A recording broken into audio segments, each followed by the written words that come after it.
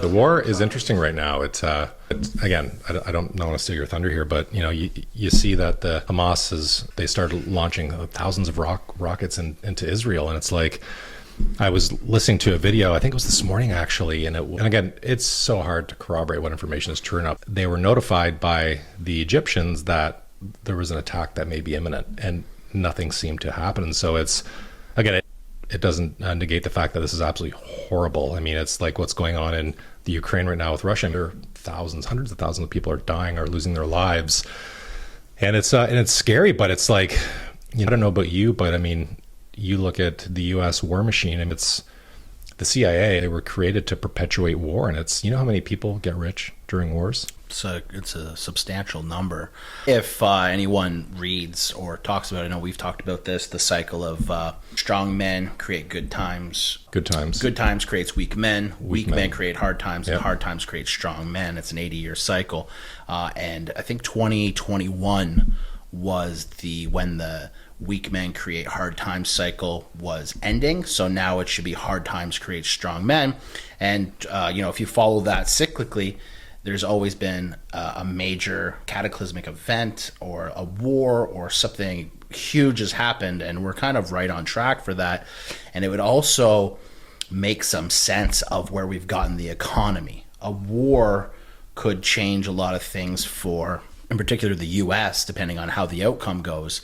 But generally, wars create money because people need to lend money to build tanks, and people get jobs. They fuel the economy. They do, yeah. And it's, it happened in 9/11, depending on what you want to believe happened there. But the war that happened after that, it changed the economy for the better after the war. So I'm not sure. I don't want to get into conspiracy theories and what I think is going to happen. But, it's a hard time in the world to know what to do from any standpoint, like day to day. This could really crack off something a lot more serious in terms of World War III, which I think there was a famous quote that said, I forget who it was it Einstein or someone that said, I don't know when World War III will take place, but I do know that World War IV will be fought with sticks and rocks. Mm-hmm.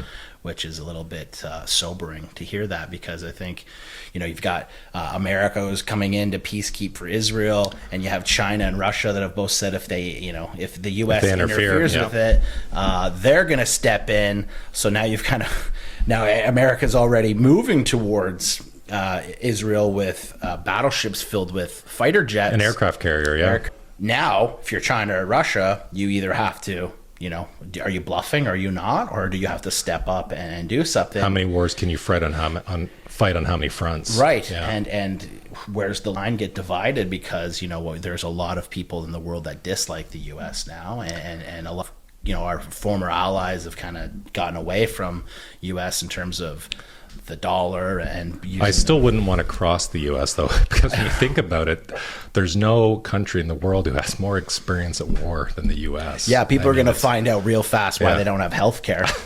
Because their tax dollars goes towards shit that can blow shit up. But Russia and China aren't necessarily like sleeping dogs either. So well, just on the sheer population mass. I mean, you look at China, I think they're over 1 billion people right now. Yeah. 1 billion people, 1 billion able bodies. I mean, it's remarkable, really. And it's an interesting time in the world. I'm not an economist by any means, but I mean, to your point there, the hard times create strong men. It's like, well, it's already happening and all over the world. This is, I mean, maybe not for us like it did during World War I or World War II. I mean, truthfully, the last thing I want is war. No, I don't. I don't know if anyone wants a war. Yeah. And I think, but I think, why is this happening? And you look at it doesn't even really make any sense. And you talk about conspiracy theories too, and it's so hard because what makes a theory a conspiracy theory? And I don't know. Is it something that goes against what the mainstream believe, or is it what the elite few want you to believe? Yeah. And it's I'm, not that I agree with everything Robert Kennedy Jr. says, but I've been following him lately online, and he's a really interesting guy. Mm-hmm. And he's captivating, really, and he was part of the world elite, right? His father, Robert Kennedy, his uncle, John F. Kennedy, who was assassinated. And so he has one of the starting conspiracy theories was Kennedy. If you go that's right. back far enough, like guys like me who just started with Zeitgeist, and when 9/11 happened, and then when you really go back and you start at it, it starts with the conspiracy theory of the Kennedy assassination. Really, I mean, it sure goes conspiracy back. theories. You can go all the way back to the did it the and Federal why. Reserve, though, where we went away from the gold standard, where the U.S. went away from the gold standard. Yes, and really, you look at the Rockefellers and all, and the rich, the filthy rich who came. I mean, insanely rich and control almost all the money in the entire world. Right. And so it's like, it's hard not to believe in these things sometimes, and to think about, when you hear, and again, there's a lot of stuff out there that's just kooky. I mean, it goes too far. So where do you draw the line? Yeah, where do you draw the line? And that's where I actually I don't mind saying it. Sometimes I feel like I need to get a little too middle of the road on a podcast, because I don't want people to think I'm a kook one way or the other. But, I certainly believe that 9/11 was an inside job. I don't believe it was a randomized terrorist attack with one plane that hit a tower and 5 buildings came down, and and so I think there is political and beyond political motivation for some of these moves. It started a war. It did start a war. That lasted for over 20 years? Right. And we went over to a country that had, billions of dollars and specifically oil. So that goes to my point, not to cut you off, but there were reports that the U.S. was aware this was happening. It was going to happen. And so, and again, I don't know enough. It's pure speculation, and I don't want people to There's hate on me. There's enough information out there for people to make look at what's going on in Israel, and did they know, and did they allow it to happen so they could finally put an end to this once and for all? Because Israel is also a country I don't think I would want to mess with. I mean, they have one of the most highly trained militaries in the entire world. They are very good at what they do, and it's and they've been. And there's been conflict going on along the Gaza Strip and in Israel and Palestine and all these places for a long time. For forever. These people are trained for war. They grow up. And so you almost wonder, like the U.S., did they know it was coming but let it happen so they could finally The only problem now is that the U.S. has created more enemies. So it's no longer U.S. stepping in. Everyone kind of like, I don't know if we want to mess around with the U.S. anymore. I feel like U.S. has always been the big bad bully. Not the bully, but the guy on the street you don't mess with. I think a bully is a great way to put it. Yeah, sure, if you want to use that terminology. And I feel like Josh are a little bit more like, okay. Ballsy. Yeah, let's see what you really got, because we can throw punches too. So that's the problem with going in now, is that it's not just going to be you America rolling in there and giving some people some freedom. It's going to be like, well, China's going to step in. It also gives China an opportunity to pop shit off with Taiwan, because the U.S. isn't going to be able to defend on two fronts when two wars. They can't help Ukraine and Taiwan and Israel all at the same time. Maybe they could, but if we get spread too thin, then we're being vulnerable at that point. You start to expose the cracks. Yeah, and if you look at it, Biden just gave $6 billion. Was it Palestine who funded Hamas? The Hamas, yeah. If you look at it, and then they're also sending aid to Israel. So at a very quick glance, just on what's available publicly, it looks like U.S. is funding both sides of this conflict, which they've always kind of done. Well, but who's making the weapons?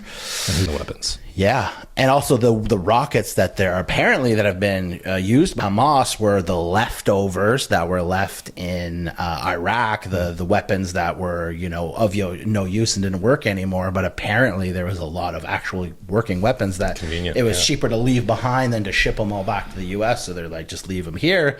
And so I think there's a lot to this. I guess the good question is, we could talk all day on why it's happening and what's going to happen, but how does that affect everything else in play? I think it speaks to the bigger problem, though, that it's people wonder why we believe in conspiracy theories. It's because we don't trust our elected officials. It's like, we were just talking about this before you came in. You look at our prime minister, for example. He's probably a really nice guy.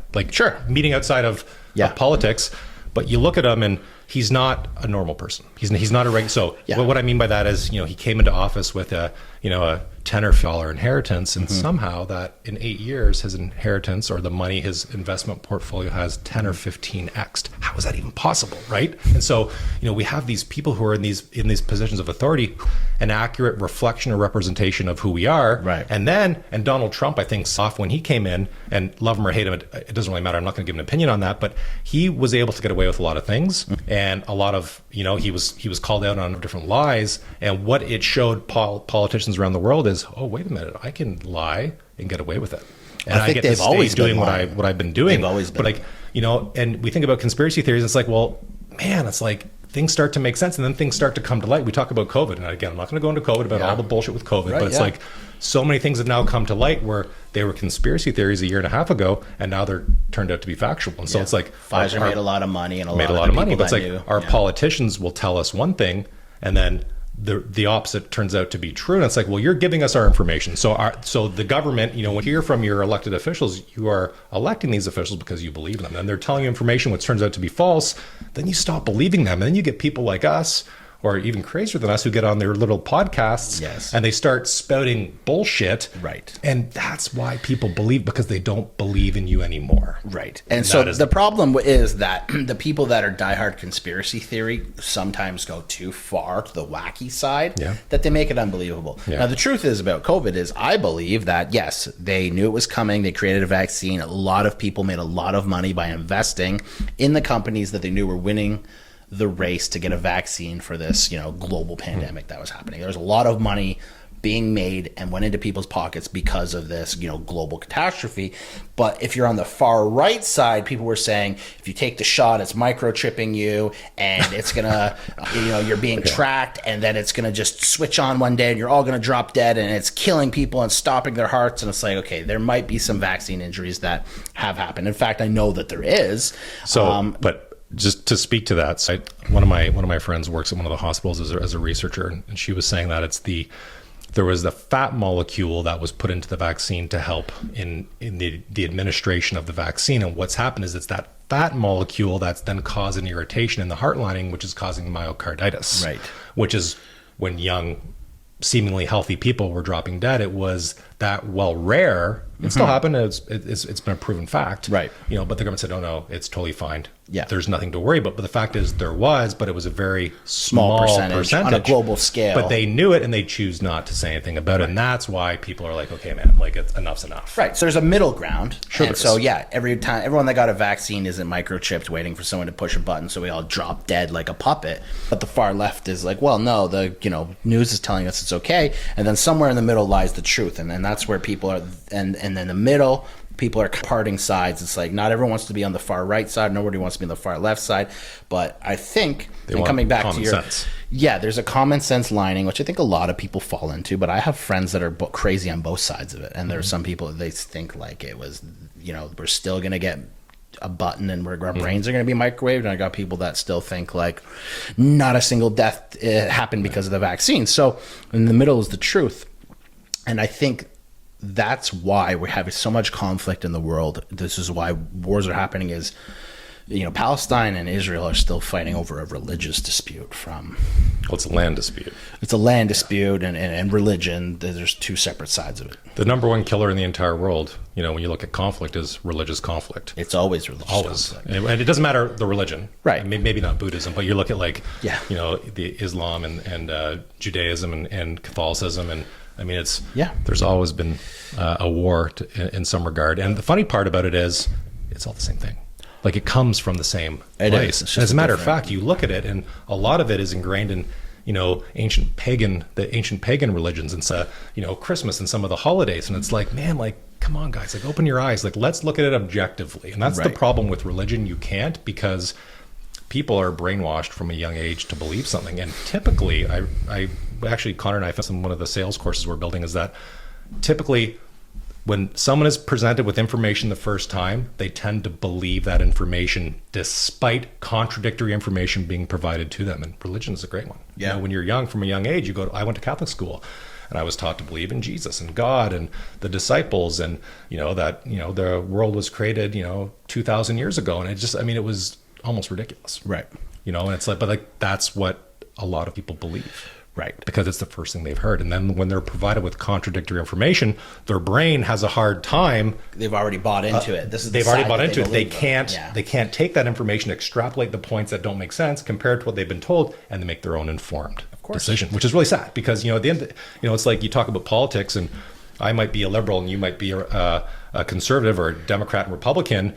And you'll see times where politicians may change their opinion on something, or someone changes their opinion on something, and they're like, "Oh, you're a flip-flopper." It's like, well, man, I'm changing my we're supposed to opinion. This is actually a good develop thing. As humans and change opinions, but it's gone past religion, right? It's gone past political. It's gone past religion, and now it's like, there's like LGBTQ, and they dislike the conservatives, and the conservatives dislike this, and then Black Lives Matter dislike, white communities, and so there's like just so much separation and divide over so many things that I don't think people are able to really decipher anymore. People have too much time on their hands. So negative. And we have so much time on our hands now, and we've become so unhappy with our lives that, and I get people who belong to different communities and they want to identify a certain way. It's you may not feel that you belong somewhere, and so you finally find something that you think you belong in, and you're going to devote your whole self to that because it's the first time you felt a part of something. Like, but it's like,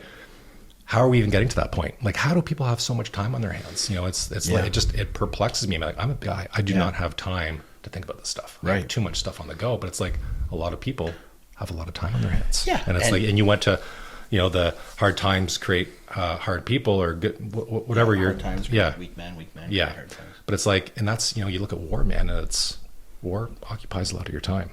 And it changes you, like, as a person. I remember my grandfather, he was in World War II. And my grandmother used to say he is not the same guy when he came. He's there for 5 years. The guy, he served in the trenches for 5 years, man. And some of the stories I'd heard and he could hardly tell them. It was so impactful. It changed his life. It changed him. And he woke up for his entire life, man. Like, he died at 89 years old, and he always had nightmares. Not every day, but it's like, you're talking about 60, 70 years after the war, he was still having nightmares about it. You know what? I think as a society, as much as I think war is absolutely disgusting and there should be no place for it, we've kind of put ourselves in a place where everyone's whining about this and what like that. I think if you went to war and you had to see your best friends getting killed, or you had to see some real tragic shit going down, I think when you got back to home, you would have a newfound appreciation for everything, and you wouldn't be complaining about a song on the radio you find offensive, like Baby It's Cold Outside. The fact that was a talking point for a period of time, whereas whether that song should be on the radio or it shouldn't, Baby It's Cold Outside, you're familiar with the song and how all that should never even be a discussion in someone's day-to-day life. And maybe it takes a war and some bad shit happening and people to lose homes or loved ones to realize, you know what, let's just all like get along, because a war, whether it be this one or one, could literally wipe out human race. And then all those little things you thought you cared about. It's a reset, like you're talking about, though. It is a reset to a degree. World War IV will be fought with sticks, and it's funny you say that. You look at some of the ruins they're discovering all over the Americas right now. I mean, they've been discovering these things for years, and they're now dating some of these sites to 15 to 20,000 years, and not like, I'm not talking little sites, man. I'm talking like massive cities that held hundreds of thousands or millions of people. Yeah, and it's like, where'd they go? Right? Do you know where they went? Yeah, it was smallpox. So the Spanish came over, and they started involving themselves with communities, and they brought disease over, and it 90% mortality rate, and it killed off millions of people. Millions and millions were here, and you look at that society 600 years later. Yeah, and it's now a mix of Portuguese and Spanish with the original people that were here, but even a lot of their society's been lost, right? And it's like, there's some people that believe that there's been 3 or 4 entire advanced human civilizations on this earth. When you talk about like the earth literally being billions of years old, we're only aware of like how a few million years went, really, and like the rest we kind of like guess at it. Well, I think from a genetic perspective, though, there's DNA can point us into a direction through fossil evidence of where we were. I mean, you may be talking about a different species. It definitely wouldn't have been humans. No, because we have the fossil records to show, and the evolution and the sharing of DNA across Homo sapiens and Neanderthals and there's another segment of they just found a new, and I don't know if you saw this on Facebook, but they just found a new human that they think predates the oldest human they found that was in Africa, which is where they thought it started. And they found something in the ice fields and like somewhere in, I don't know, like Estonia or somewhere cold, and then they was preserved, and they say that it's the previous oldest body, but they have found by like a couple, like 100,000 years or something. So I still don't think we fully know. I think there have been 4 or 5 or even 6 mass extinctions on the planet. Yeah. So it's like, this happens, and it's. It's just going to be so stupid that we're so It would have been smart. a human millions of years ago. I don't think so. Yeah, it may not have been, or not what we consider humans now. But Yeah, it could have been another type species. of But species. yeah. But yeah, my question would be: is like with all the stuff that's going on in the world, which way do you pivot? Like, really, what do you know what to do or what not to do? And I'm personally kind of thinking about this. It's like, you know, do you keep just grinding it out on with your day to day, or do you kind of plan, like, if shit goes south in the back of your head, this is my plan? Or Like you're talking like a bunker life? I'm not talking about a bunker life, but I don't think it's a bad idea. But my big thing is, like, we're agents a lot. We talk on this podcast. It's like, what rate's doing and how the rate's affecting you and when's a good time to buy and how should young people get into a home quicker and then you've got World War III looming, and you're just like, is it even worth, do you talk about, like, the rates are going to transition? I also think, too, though, any type of major conflict that, we're going to face, it's not going to be, we're not going to be Ukraine. Like, to invade North America is very difficult. We're a completely separate continent. So you're going to have, it's not going to be like what it is in Europe, where we have adjoining countries which are smaller than many of our provinces, even cities for that matter. So it's different for us. I think where it's going to affect us is the economic impact, the supply chain issues, which we're seeing right now. Yeah. There could be, some of these countries have the ability to launch nuclear weapons that could impact us as well, but it's not going to be a full-on. But if U.S. goes to war, what's that do for their economy immediately and long-term, and then how would that affect Canada? It's going to bring trillions of dollars into their economy, I would suspect. They're just going to hit the money printer, flood it. But it's just, the U.S. has always been about war and control, right? Yeah. But it's like, what does Canada do? I mean, what do we do? We're a population of 38 to 40 million people, and, we're going to do whatever Big Brother tells us to do. Yes and no. It's going to be interesting to see what happens in the upcoming election, man. It's because I think this is going to be under Trudeau's reign It makes of terror. me uncomfortable that Trudeau is the guy we have in charge right now. Until next year. If shit's cracking off, that's not the guy I want making decisions, whether, like, we're involved in a war, we're not involved in a war, what moves we're making as a country. Trudeau, for me, he's never made a great decision in his life. Well, I mean, and that's probably And now being a this bit guy. harsh, but you also remember, too, it's not the one person making the decisions. I mean, that's why you have a cabinet, and you have cabinet ministers, and you surround yourself with people who you hope will make proper decisions, and you have generals who, it's like... Yeah, but Trudeau's wrecked his name. The Chinese president won't even look at him at a Trudeau at a is meeting. the most popular politician ever in the entire world. He's also the most hated prime minister Canada's ever had now, but he wasn't when he started. Right. He's still polarizing. People still love him. He doesn't have respect to call up the president of China and be like, hey, No. this is what I think Because- we should do. Are we good? Do we have a truth? They'll be like, I'm not taking that That's call. because his political acumen is very low. So he's relying on the ministers he's surrounded himself to provide him with that information. But it's like he said when he first came in, I want a cabinet that's going to be an equal representation, the country and men and women. And he brought in people who weren't suited for the job, and it caused a huge problem. Right? Yeah. It's poor decision making. Yeah. And it's just, but it's like, typically you look at these politicians, and we talked about it with the governor of the Bank of Canada. I mean, these people are career politicians, man. It's like they come from families of politicians, and it kind of made sense for Justin Trudeau to become a politician. He just didn't know what he was doing. It's like, it's not just a matter of, I'm going to be doing, I think he was a drama teacher or something prior to getting into politics. I could be wrong on that, but it's like, I think you're right. Then he moves right into politics with no real understanding of what needs to be done. And you know what? And to his defense, man, I mean, he lived a very privileged life. He's a white male that comes from money. Yeah. What did he have to work for? Really, honestly. Yeah. Like, and again, it's not his fault. Like, No. he had no... Again, I think he's probably a fine guy. If you were playing golf with him, or you're, having a beer in a patio and you're just talking about hockey and, travel plans, he's probably a fine guy. I'd get along with him. Like, oh yeah, whatever. But decision making for the population of the country, that he's seems to have made a lot of poor decisions along the way. And now we're coming into a time where there's going to be extreme world conflict. So that wasn't just Justin Trudeau, though. So again, and not that I'm defending him, but we talk about what we're going through right now. It's really important to understand why we are where we are. And so the first thing we think about is Justin Trudeau did this. Justin Trudeau is raising interest rates, when in fact it's not.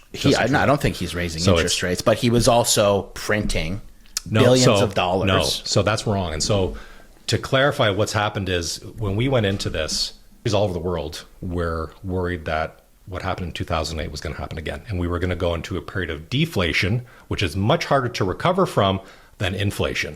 And so what they did is the Bank of Canada did this. So that's Tiff. So that's our governor, Tiff Macklin. Tiff Macklin. What he did is they injected money into the economy through bonds and securities, $400 billion worth. And so they wanted to have that money ready to go to put into the economy, to stimulate the economy, to avoid going into a period of deflation. But the problem is what happened is, and again, not that I, want to do this, but like the right hand didn't know what the left hand was doing. So the Bank of Canada started making these monetary policies to try and prevent what happened in 2008, got all this money ready, but then the prime minister, with the obviously the help of his other ministers, decided to enforce a lockdown. And so we had all this money ready to go, but we didn't have the goods and services to put the money into. We had supply chain disruptions, and we had huge, massive labor shortages because people couldn't work. Right. And so when you combine those two, a lot of money with not being able to put into products or services, you cause inflation. And so it was the Bank of Canada that put us into the position with the help of our federal government. And that's exactly what's happened. And so now we have all this money, the goods and services. We see inflation spiking, but it's not just that. Then you take into account the corporate greed, which is happening right now.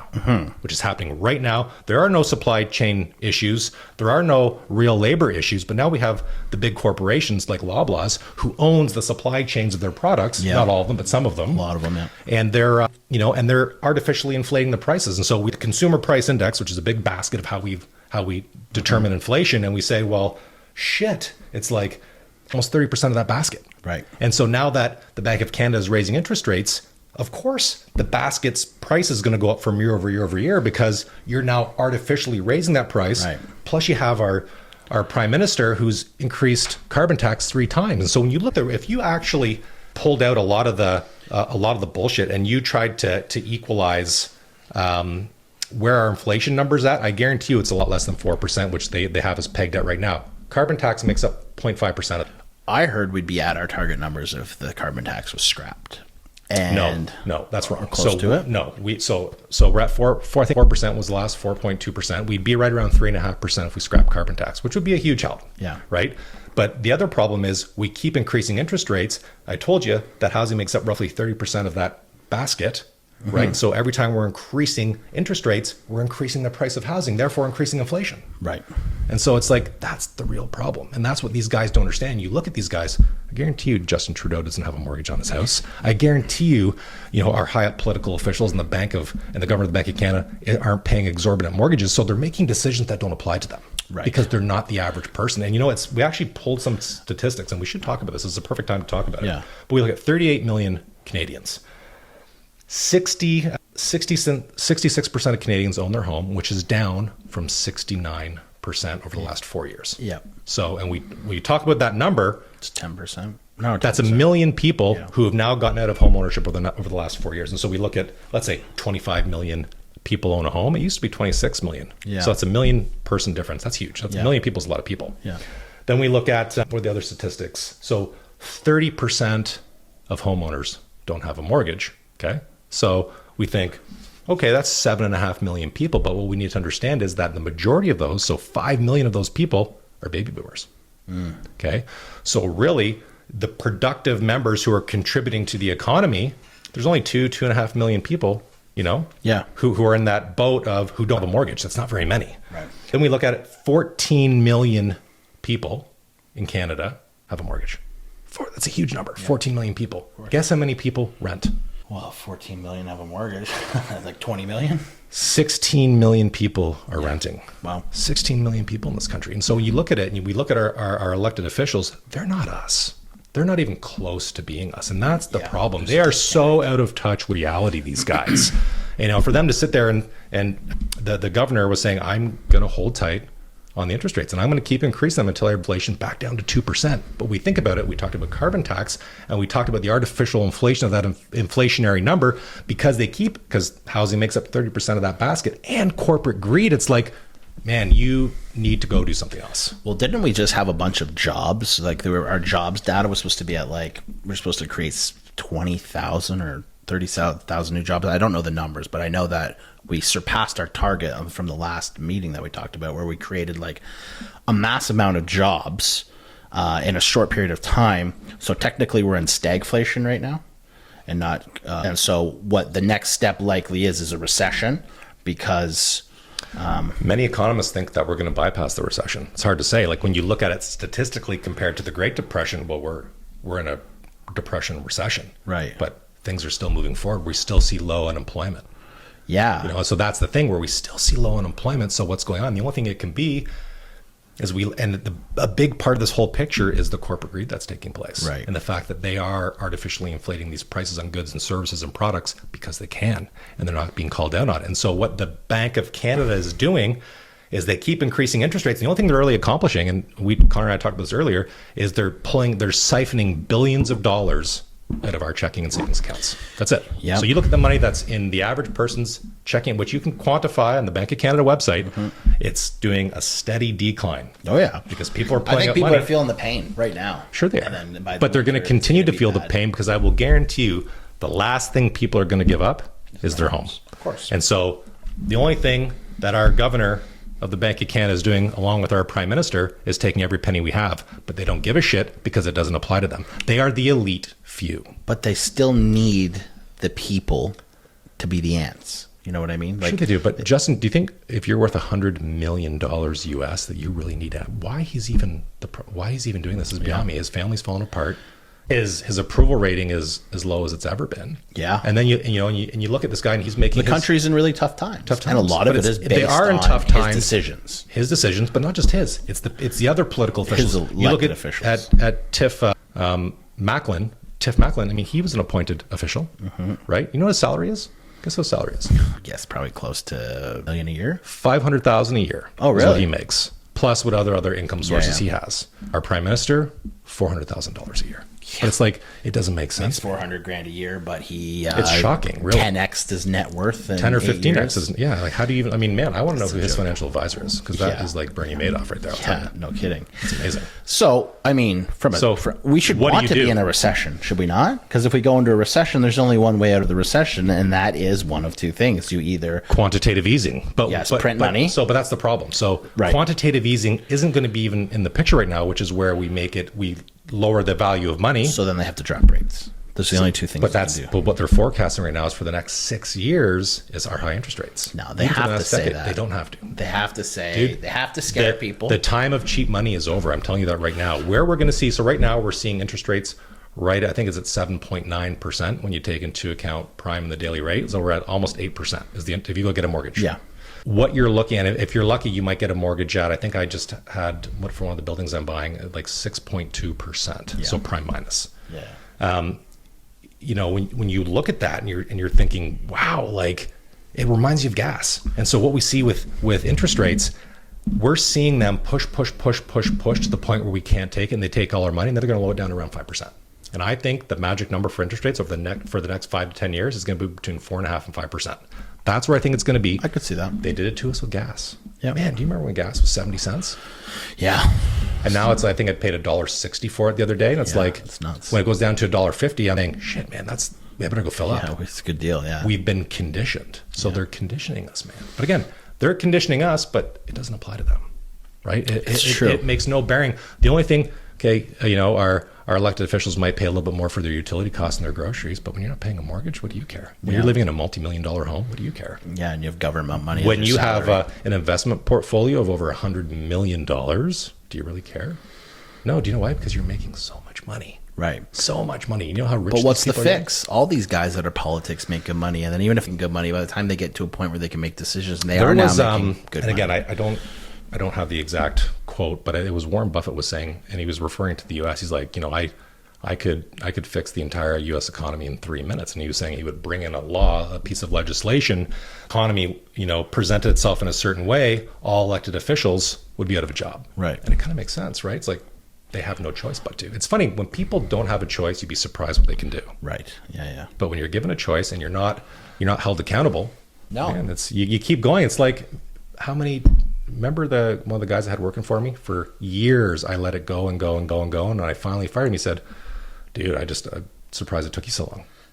You know what I mean? It's like, Yeah, I know. I do know that. yeah. Said that. I don't want to say, but it's true. And it's like, these guys Surprised get away with it. And then you look at, well, why are they getting away with it? Well, do we really have access to all the information? Look, media companies, and not just in Canada, but in the US and probably other places around the world, they're owned by a select few. So these media companies have formed these massive monopolies over the information that gets presented to the public. And, Connor and I just talked about it, about access to information. And what makes an expert isn't having access, it's being able to curate or sort through the information. But the problem is we can't even do that. So how do we, you and I, or anybody watching this, make an informed decision when the information they're receiving, and we talk about conspiracy theories, is being skewed? You have to learn to sort through but the it's information. almost impossible. People are very smart now, though. I think we are, well, obviously, as time goes on, we become smarter. The average person knows more. Like, I don't think back in the 40s and the 50s, like, even if you just watch old videos of people talking on the news about something happened, they just don't seem that in tune with everything. I think there was a lot of little bubbles. If you lived in your town, you knew what was going on in your town, but not the state, certainly not the country. And now that we're in, like, the information age, for lack of a better word, where people can just hop on and they can get information from the left side, the right side, the middle, I think people actually are finally aware that there's just so much corporate greed, Political corruption, insider information and trading. I think people are just aware of that now. So it seems much worse, but it's probably always been like this. It's just that people are open to it, and we're all standing around going, what can we do to fix this? But we've been put in a position where we can't really do shit. Really, the government should not know anything about the people. We're electing them to make decisions based on us. And it's almost reversed, where it's like they want to know where we live, how much we make, how much taxes we pay, want to do this. And everything about them has got to be kind of like secretive, and we don't know what they're doing. And it should be like, we should know every single thing about every single one of them. We should know what they're doing with every dollar. They should have to post it publicly. When they give money away, they should have to, it should be a lot more accessible, So and not having to be. what you're talking about is somebody in a position of authority. And that the accountability that's applied to that person is It's dramatically reversed. It's like a police officer. So if you're a police officer and you do something, and let's say you get in trouble and you're charged and you're sitting in front of a judge or a jury, you aren't viewed the same way as a normal person because you ought to have known better. Right. And it's so pleading ignorance for a police officer, depending on the situation, isn't a valid defense. Right. And it's the same as a teacher. If you're in a position of authority, you can't have an intimate relationship with someone under the age of, I think it's 16 years old in Canada. Right. That is, because you know better. You're in a position of authority. Right. These people are in a position of authority, but there is no accountability. It's like, when I had an issue with the police, and although I was totally vindicated, I couldn't even go after them because they were so well protected. The cost for me to go after them civilly for zero return. Right. They would have gotten a slap on the wrist, which was in trial. The judge was like, "Man, this is insane. I can't believe you did this to this poor guy." Right. It would have accomplished nothing because there are too many barriers put in place for us to hold.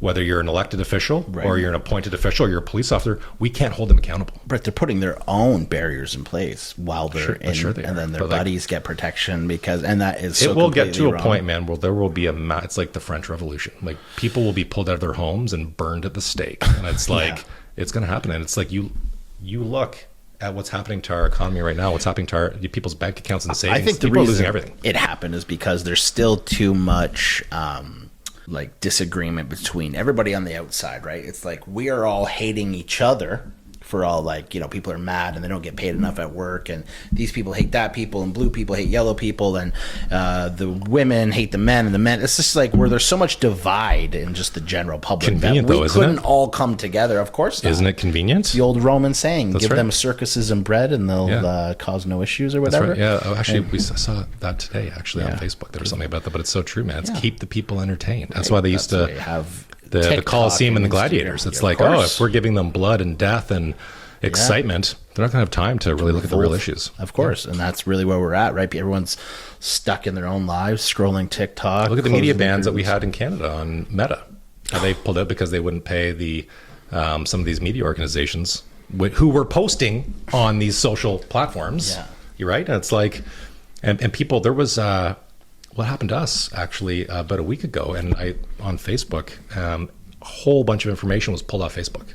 Like in one day, there was thousands or probably hundreds of thousands of people who started getting messages saying, we've removed this content because it violates our our criteria, whatever it is. Yeah. But it's like, well, what was the content? You didn't even know. They just removed it. Yeah. Trudeau just passed something to monitor podcasts. Yeah. So if your podcast is basically, if it's getting enough views, You're viewed as a media company. you're viewed. Yeah. And they they want to censor it. Yeah. So, and now that's like a freedom of speech violation, in my opinion. You should be able to say whatever you want to say on a podcast. But he gets away with it.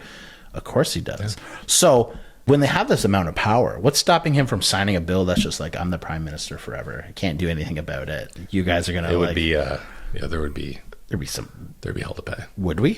What are we going to do? He runs the military. Well, we talked about this the other day. Like, what if you're terminally ill? Like, again, not that I'm suggesting this, and wink, wink. But it's like you're thinking, like, do you go with a bang? Yeah, really? I mean, who? My husband's gonna be arrested tomorrow. Yeah, you'll be arrested, but. But man, that happened, and that was look how many coups have happened in multiple countries. In the last French Revolution is a good example. People got sick and tired of their politicians, who were bleeding their constituents and the people in the land to nothing. So that's what I think, and my opinion is that the winter is very bad. It's the worst, and I think they have to start pivoting because I think people are suffering already, and you can see it just in like the day to day what you do. You can see there's literally, if you go on social media, you can see like people on like make $35 an hour and I can't survive. I can't pay my rent and buy groceries. And you see people like, just went to Walmart and spent $200 and here's what I got. And there's like a few items on the table. I don't think that can maintain much longer, or the country is going to simply implode. And as much as quantitative easing is not the answer, it helps kickstart the economy, and dropping interest rates, something has to happen. They're not going to do that, man. I'm telling you right now. You don't think so? They're not going to lower interest rates. They will not lower. I mean, yeah, when I'm talking lower, I'm talking, we may see a 1.5% pullback once we reach the top. We haven't reached the top yet. We're probably going to be looking at another up to 1% increase over the next 6-7 months. And then we'll start to see, you can be optimistic, but I'm going to play devil's advocate. I think we're going to see rates go up. And then I think we're going to start seeing them come back next year, but they'll come back down to that level, that 4.5%, 5%. We're not going to see, the quantitative easing like during COVID. They dropped rates by 1.5%. I mean, also almost free. It was. We're not going to see that again. I think we might see a false bottom, which is it'll come down. We'll think we're at the bottom. They'll drop rates a bit. The economy is going to go crazy. It'll bounce back up, and then I think it will come back down and bottom out for a bit before it starts to actually. I think we're at the bottom now. I think there's another 10% to go from like a real estate and economy. I don't think so. Really? No, and it's interesting too. Like well, we can't be at the bottom if you think they're going to keep raising rates. Yeah, because you look at how many are doing refinances and taking money out or second mortgages on their home. It's 90% of mortgages right now are refinances. Yeah. People are putting out money to pay debt. And I just did a refi just to be in a good liquid position. The other interesting part too is 40% of purchases right now, new home purchases, are rentals. Still. Really? Still. 40%. Yeah, that's crazy. That's almost half. Like, think about it, 40%. And it's like, it's almost unbelievable, right? And I think what we'll see is, I think we may see interest rates, they're not going to be, I'm talking 4 or 5, where I think they're going to fall. Like, for a considerable amount of time, we're going to see income start to come up. And I think that's going to be the factor that offsets it. Okay, here's my question, and this is actually a true question. It's not like a bait question, but if housing, there's still a huge inverse supply and demand ratio. There's not enough housing. Our inventory ratios are higher than they've been in a long time. In terms of what's available and who wants to buy, but no one can buy it because the rates are so high. They can. People are just holding out, but we have lots of inventory available right now. I don't think people are holding it. I don't think they can afford it. And who can afford getting approved at a 9% mortgage? Yeah. That's like what I used to borrow hard money. But you look at the average. You look at the average home right now, and I think the average home in Kingston is just under or just over $600,000. Yeah. Yeah. Right. So it's like I'm just saying so we're looking at the inventory. We've seen a steady incline in inventory. So it's like things are still moving, man. Big people are, yeah, right. What's not the point where it needs to be? Well, people can't afford it. People still can't afford it. No, we have plenty of supply right now for the demand. Sure, there's a ton of stuff for sale. What you're talking about is live. So they say we have a 10 million home shortage. I think it was 10 million homes or something like that is what they're saying. Yeah, it's more about the costing of the home. If there's more homes created, the average price of each home would be lower, and it would allow people to be able to afford it because the price becomes lower. Just because there's a bunch of stuff for sale and it's at $700,000 doesn't mean that the guy that works for construction $24 an hour and his wife that's a PSW for $20 an hour, they still can't afford to. If homes are properly priced, they're still selling. They're still selling relatively quickly. Like we had a bunch of listings now. They were, outrageously priced, but we were getting offers on them. People were still buying, and they were still considerably high. Yeah, there's still movement. I don't want to say there's no movement, but the houses you're talking about are rentals, though. That's right. They could be owner-occupied homes. Investors. Investors. Yeah. Investors. I think investors. Everyone that I know that's looking to buy right now is an investor. I think I could be wrong. It's happened before, but I think what we're going to see is we're going to see interest rates. I think we're going to see them go up a little bit more. Maybe we'll see a little bit more of a price pullback. That's fine. Sure. But I think what we're going to see is next year we'll see the rates start to come back down. They're going to plateau. Your average mortgage is going to be around 4.5%, 5.5%. But I think what we're going to see is that extension of amortizations to make the payment more affordable. So, where you used to be able to have a reasonable mortgage, you'd buy a $300,000 home with a 25-year mortgage and you'd pay it off no problem, and you would make comfortable payments. We're going to see amortizations extend to 40, 50, 60 years. Wow. To make those payments more comfortable. But then what I think we'll see the criteria for qualification become a lot more difficult. So that's what I'm like. That's the only way. But I they can see can't get this. more difficult, because I was watching a guy. Wasn't anyone important? Yes, they will, because the litmus test they use, they'll be able to extend it over a longer amortization to make sure you qualify. They may make it a bit, the banks may make it a bit more difficult. And where I think it's really going to come down to it is if we start to extend amortizations, I think what the banks will do is they're going to change loan to value ratios. And that's the part that could be really tricky, because the bank wants to lend their money. Right. But if they're stuck at lending only 65%, it could then force interest rates to go back up, which could be a problem. So again, we have to see how it all falls out. But I think we're going to see the extension of the amortizations. Processes are going to change. I think on first-time home or primary home purchases, we'll see a reasonable loan-to-value ratio. But I think on all refinances, what we're going to see in the next 5 years is we're going to see 65% loan-to-value. Yeah. I think that's going to happen. That's what I'm seeing now. So, and I think that's going to be the fix to make homes more affordable, because I don't think we're going to see the prices drastically drop. What we're going to see is the extension of the amortization. We're going to make the payments more affordable, I think is what we're going to see. That's my guess. That'd be interesting, because the average home in Toronto, that's like $1 million right now. You got to have, you got to make basically $220,000 a year to afford it. We actually just did this. So a $650,000 home right now, let's say you have a $550,000 mortgage, you're looking at a minimum of $150,000 of income with no debt. Average home in Toronto is $1 million. 1.1. Yeah. So 1.1. So you're higher than that. Yes. Yeah. So you're looking at a mortgage of maybe $800,000. So another, but then you still have to have 10% down. Yeah. So who's got $200,000 in the bank and makes $220,000 so you're right. So a year? You're around $225,000 a year in Toronto, which is a dual income family. Just 2 hours from us. Yeah. And they house 4 million people like that. Like, that's crazy. How many people do you know that just casually make $240,000 a year? Yeah. Even a couple. Yeah. 2 people that make. You'd be surprised. I mean, you look at even public servants, man. I mean, public servants are all making more than $100,000 a year. It's not at every level, but yeah. I'm saying generally speaking. Like you look at police officers are $110,000 a year right now. Nurses are $100,000 a year. I mean, it's doable, man. Yeah, it really is doable. So it's like a cop or a nurse. Yeah, yeah. It's where the problem is, as Connor and I were talking about, is for the younger generation. How do they do it? And so we had spelled out a solution for what they need to do, and it's like it's doable. Feet finder, but no, yeah, no, it's tough. It's disgusting. Yeah.